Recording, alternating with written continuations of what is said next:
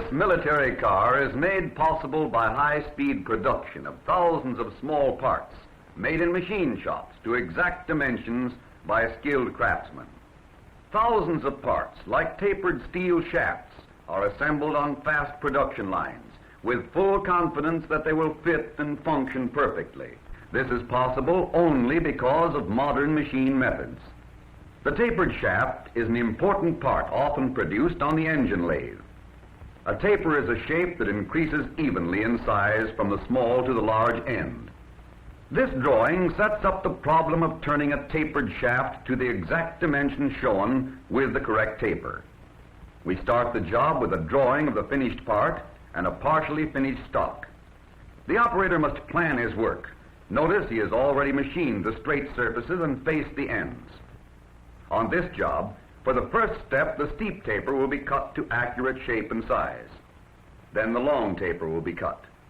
In other words, there are two tapers to be turned to precise dimensions, the steep taper and the long sloping taper.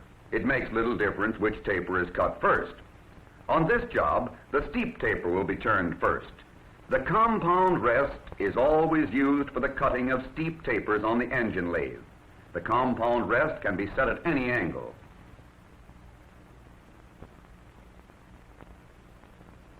In preparation for the job, the lathe is checked to make sure the ways are clear of chips and dirt, and that the centers are clean. And now the stock is made ready for the lathe. The dog is placed over the small end of the stock and tightened in place so the work will turn with the head center. Then the center hole, which goes on the tail center, is lubricated.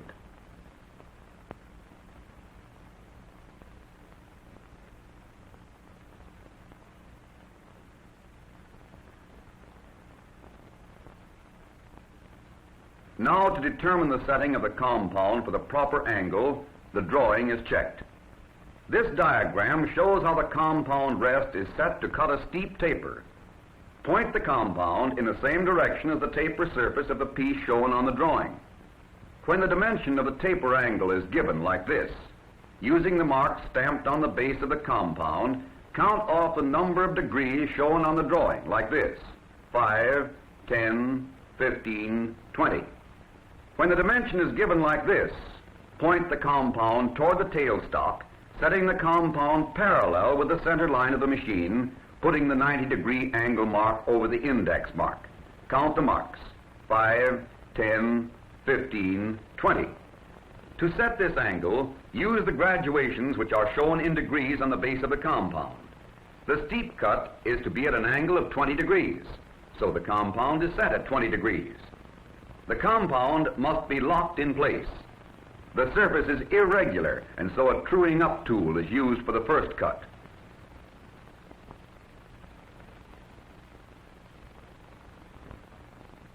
It is set on dead center and at right angles to the surface.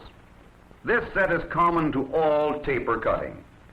The carriage feed is disengaged, the carriage is locked in position, and the lathe is started.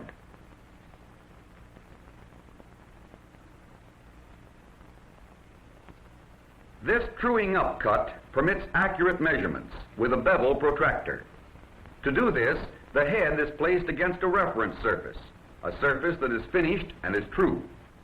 The protractor blade is adjusted until it lies flat on the cut.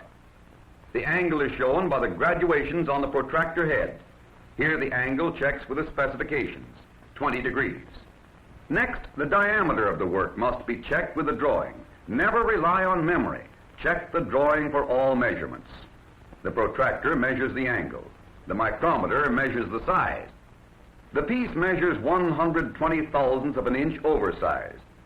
On this lathe, a tool set of 110 thousandths removes 110 thousandths of metal and leaves 10 thousandths for finishing later. A roughing tool is used. After the roughing cut, another measurement is taken with the micrometer on the large diameter. We now have 10 thousandths for finishing. The operator has changed to a finishing tool, which he sets on dead center with the nose parallel to the surface. In order to remove 10 thousandths, the tool must be set for a cut of 5 thousandths of an inch. In this slow motion view, we can see ahead of the tool the rough surface left by the roughing tool. Behind it is the smooth surface left by the finishing tool.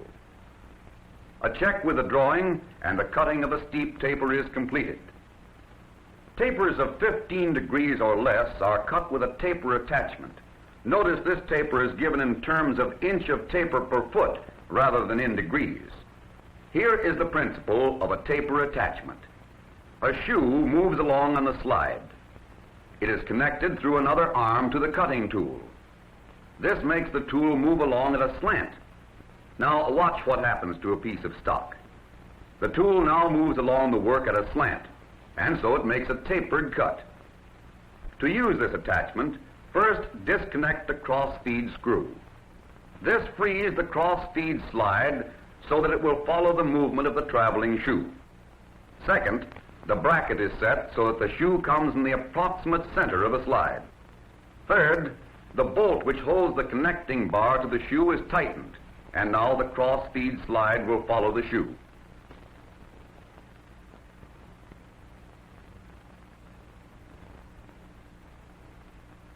The slide of a taper attachment may be swung in either direction.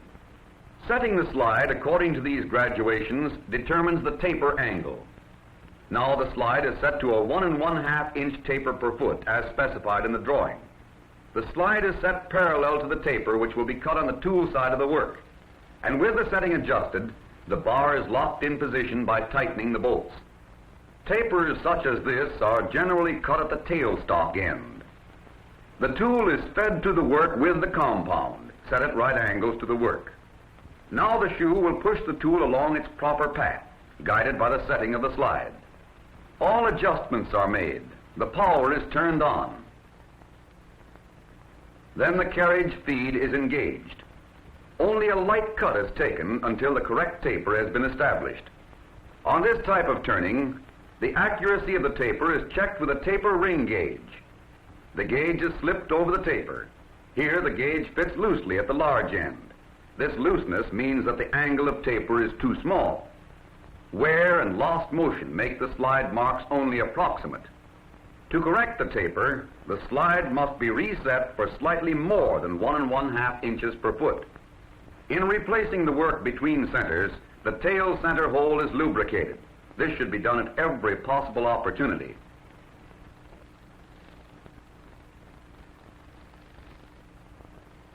As always, when placing the work in the lathe, the tailstock spindle should be checked to make sure there is no binding. To find the setting of the tool for the next cut, the tool is run against the work at the small end. The carriage is then racked over. The tool is set for a skimming cut of 10 thousandths at the small end. The depth of the cut is a matter of judgment based on knowledge that this is not too deep.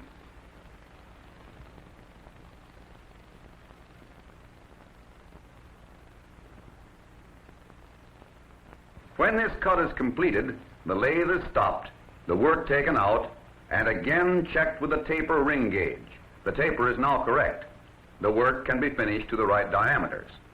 The actual diameter of the small end of the taper is measured with a micrometer. The drawing gives the required diameter. The piece is still 10 thousandths oversize. The compound is set accordingly.